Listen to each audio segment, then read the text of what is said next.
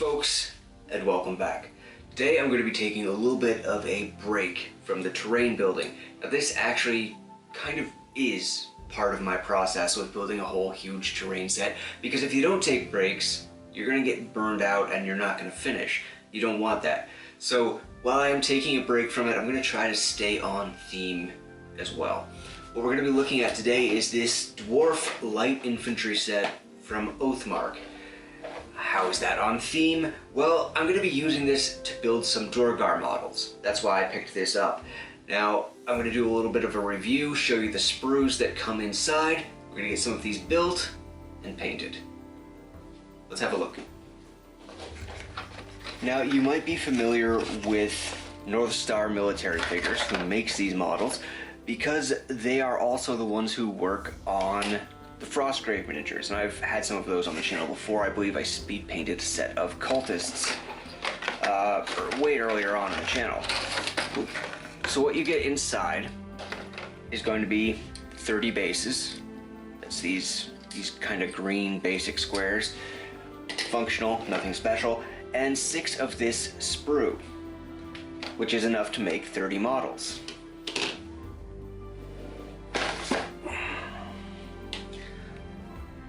And here's what you get on the sprue.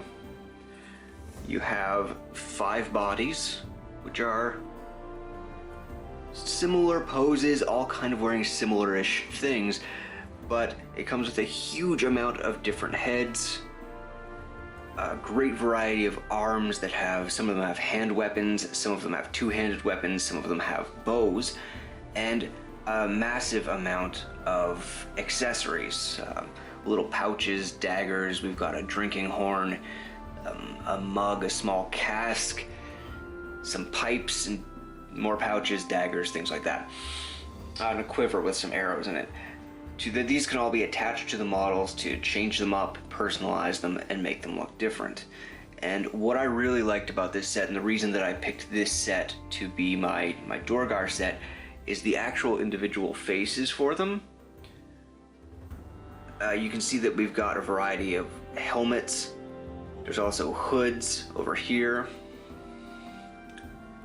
And the ones that I really liked are these just ones with the funny little hats on them, which to me have a lot of personality, and they make them look more like miners and workers and people who could just be hanging out in the Underdark, which is exactly what I want to go for. What I want to make here is a set that can be pretty versatile. They could be cutthroats, they could be bandits, they could be just about anything you need to run across in the Underdark in Durgar society. So that's what I'm going to be trying to build, and that's what I'm going to get painted up today. On top of that, this set has 30 miniatures in it, which is way more than I need. So what I'll probably do today is build 6 or 7. And in the future, I have the rest of these either to build more Durgar or to build regular dwarves. So here are the 6 miniatures that I've put together out of this set. I've done these in sort of 3 sets of 2. The first set, which are these ones, are done as more obvious warriors, kind of like guards maybe, cutthroats, bandits, that sort of thing. Not heavily armored, but the sort of early foes you might expect to run into in the Underdark, or they might be guards at a mining camp or slave camp or something like that. Then I have these 2 who are laborers, or possibly just street thugs. One of them has a pickaxe, the other has a shovel. They do look like they're ready for a fight, but they also work as just NPCs to have around, decorating a battle map, or even as characters who might help the players progress in the game. And the third set that I made up is archers. And again, these could be town guards in the Underdark, or bandits or thugs. Altogether, I think they make a nice little group of cutthroats, and they'll be perfect with the Underdark terrain that we've been making. Now, the Oathmark models do have a little bit of flash and cleaning up to be done on them, but it's not too bad, and as you can see, they're all perfectly easy to fit together. All of the heads and the arms, they just go right onto the bodies. I use plastic cement for it. And on top of that, all of these sets are cross-compatible. So if you went out and picked up the Dwarf, Heavy Infantry, and Medium Infantry as well, those would all work together and you could make a huge variety of miniatures with them. On top of that, all of their sets are pretty much the exact same size as their Frostgrave sets. So if you collect these sets, you end up with a huge amount of kit bashing you can do just by buying the products. That said, I'm going to go ahead, get these primed, and ready for some paint. So this is the Duergar that I've decided to paint on camera. And what I'm going to be doing is a technique that focuses on painting the innermost areas first. So I'm going to start with the skin since it's below the helmet, and then see his kind of tunic that he's wearing beneath the jerkin over top. That will come next. And the reason that I'm doing that is because then you can be a little bit sloppy since you'll be painting over the top layers afterwards. Just allows you to clean up any mistakes you make a little bit easier, and you can focus on doing a good job and on hitting the highlights and shadows that you want without worrying as much about only getting paint in the spots that you need it. Like you can see, I'm being a little bit messy here, and it's perfectly fine because I'm just going to go over top of the helmet and the beard afterwards. For those of you not familiar, Duergar tend to have gray skin that leans towards blues and purples. So I put some light gray on the only bit of exposed flesh, and I'm just going to use this Payne's Gray wash from AK to get in there and get some of the shadows. Now, I will highlight this up after. And for those of you not aware, Payne's Gray is not actually gray. It is, as you can see, a very dark blue, which is perfect for things like this. It's also the color of the ink that I used in making the Underdark terrain. So hopefully the Duergar will visually go really well with that set. With the wash dry, I'm going to take a slightly lighter gray, which is actually just the base coat with a bit of white mixed in, and highlight things up a little.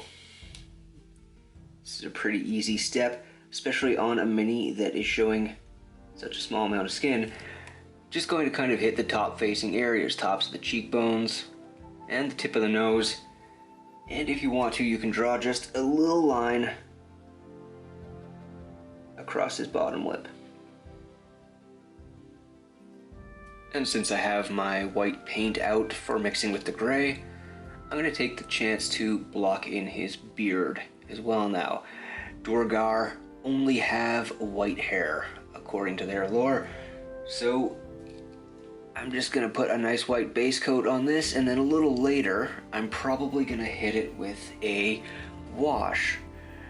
I'm not sure which yet. You can use different washes to get different tones of white, which is how I'm going to bring a little variety to the different Duergar models. Is just because they all have to have similar hair and similar beards doesn't mean that they all have to have the same tone.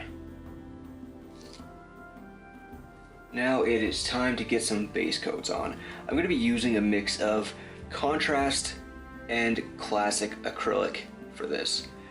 For the under tunic, I want kind of a gray, something that can blend in a little. When it comes to the Underdark, for some reason I always think of jewel tones. So a lot of the other colors on this are going to be pretty, well, not bright, but pretty bold. And I don't want them to end up clashing. So the basic fabric is just going to be gray. But it is going to get highlighted up so it still looks nice. Well, don't say I didn't warn you about the jewel tones. This is Screamer Pink from Citadel.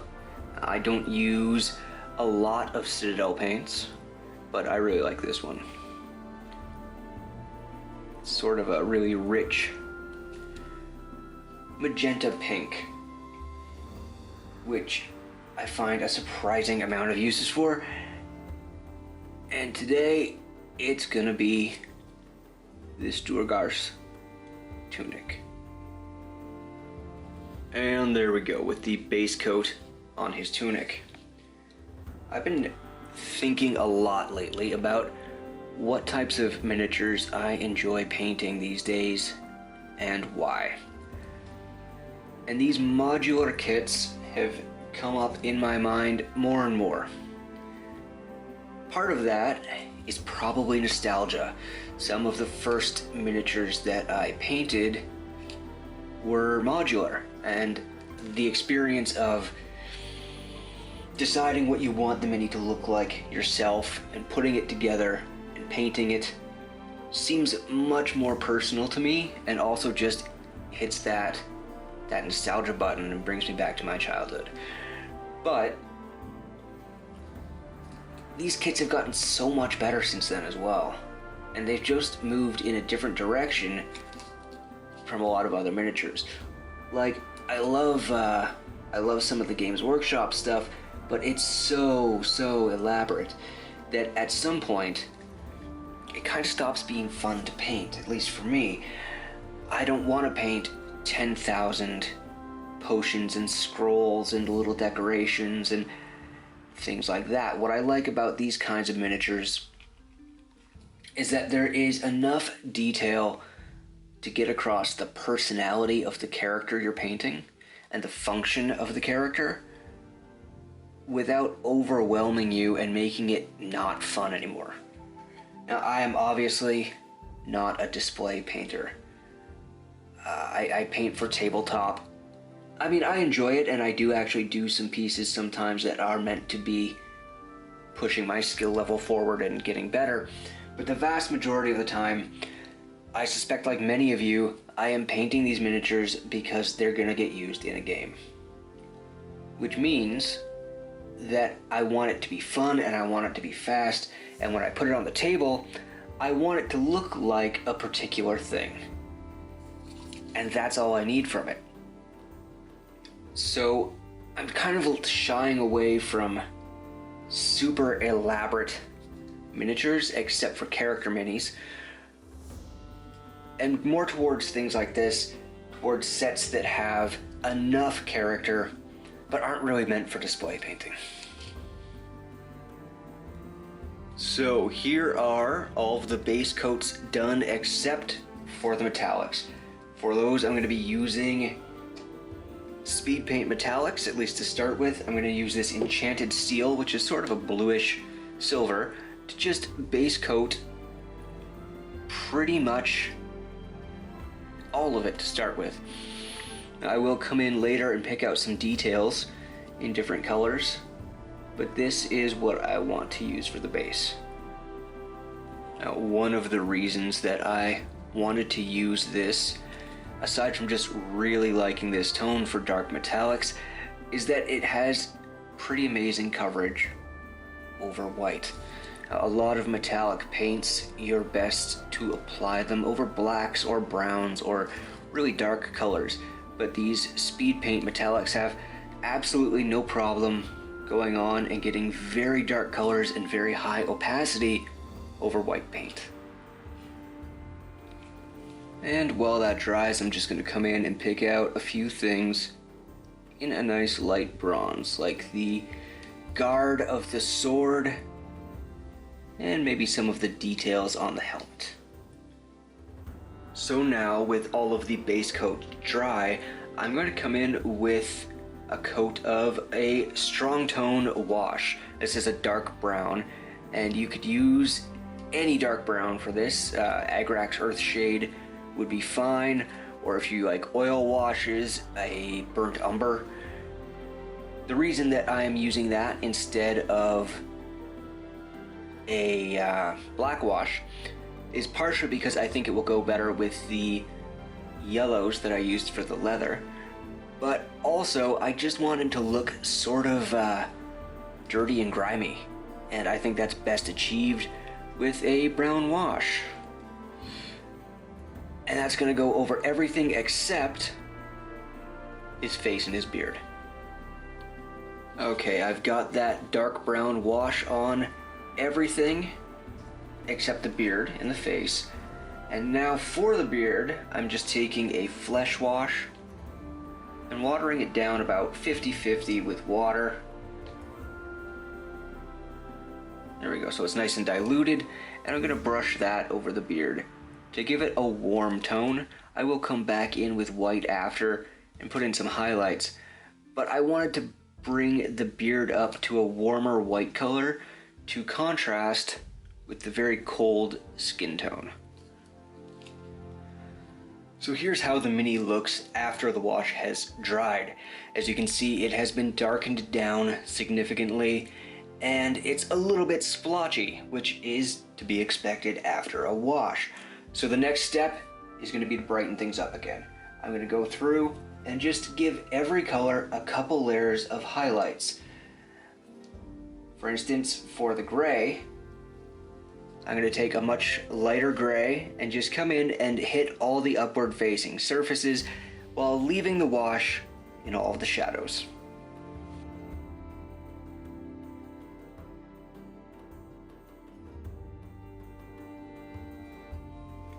So this is with just the first layer of gray highlights done, and you can already see how much of a difference that makes.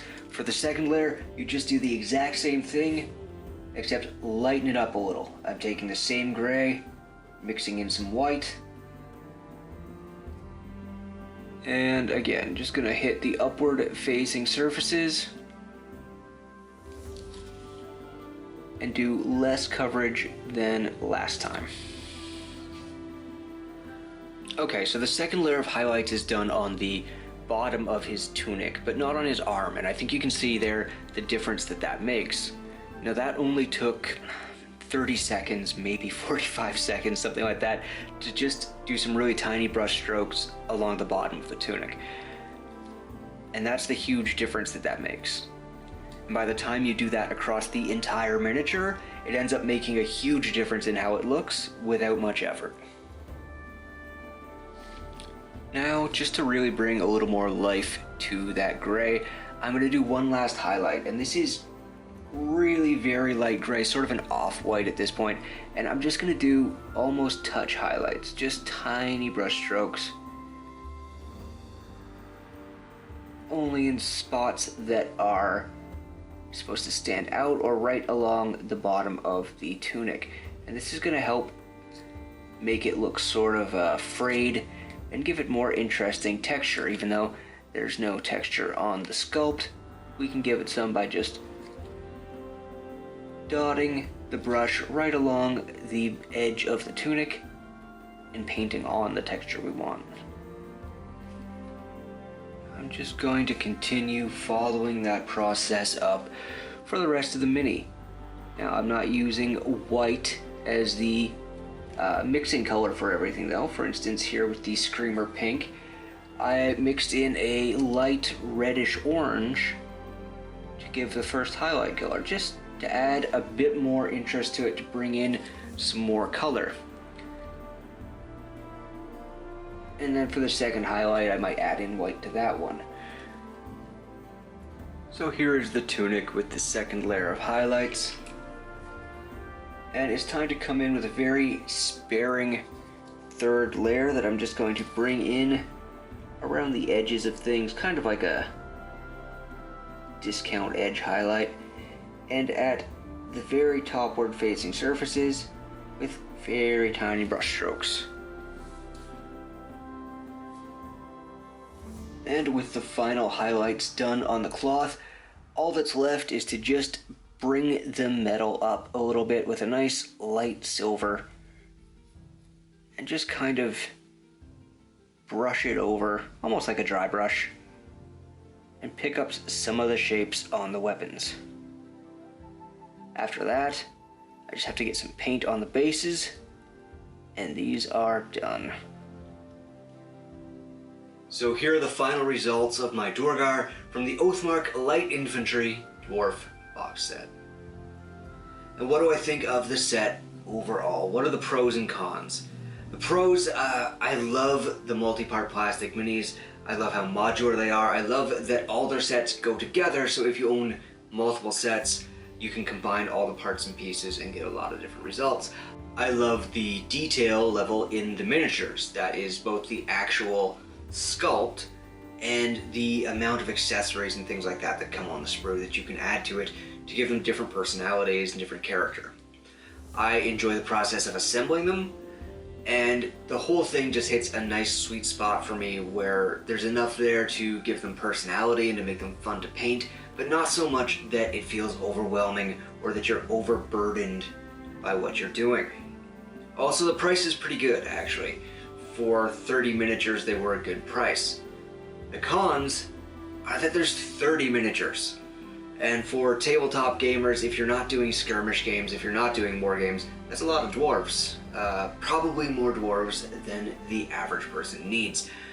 But for me, it's not an issue. I'm going to paint 15 or so as Duergar. The rest I'm going to use either as regular dwarves, or they're just going to go for kit bashing for NPCs that might come up later and need a particular mini, or maybe for Frostgrave or Mordheim warbands. They're going to go into the collection and get pulled out for cool projects later. So if you're that kind of player, that kind of crafter and painter, it's not going to be an issue. But if you're just looking for a few dwarves for your game to turn into Duergar or whatever, this is probably overkill. Especially if you start getting into modularity and then you have to buy more boxes, because then you need the dwarf heavy infantry for some really heavily armored guys, and then you've got 60 dwarves. And even for me, that would be a lot of dwarves. Overall, I'm pretty happy with how these turned out. As you can see, I stuck with the jewel tones and the blues and purples throughout the painting. I think that looks good, and that's just where my mind goes for the Underdark. I don't know why that is, but it is. And I'm pretty happy with them. I think they're going to go with the Underdark terrain that I've been making really well. So this set for me served the exact purpose that I needed it to, and I couldn't be happier with it. Now, thank you for watching. If you've enjoyed the video, please hit like, subscribe, hype, all that stuff. Go back and check out the Underdark terrain if you haven't seen it. And let me know if you want to see more reviews of these kinds of sets, or if you want to see some kit bashing done with these different sets, the Frostgrave sets, Oathmark sets, things like that. Thank you for watching. I'll see you on the next one.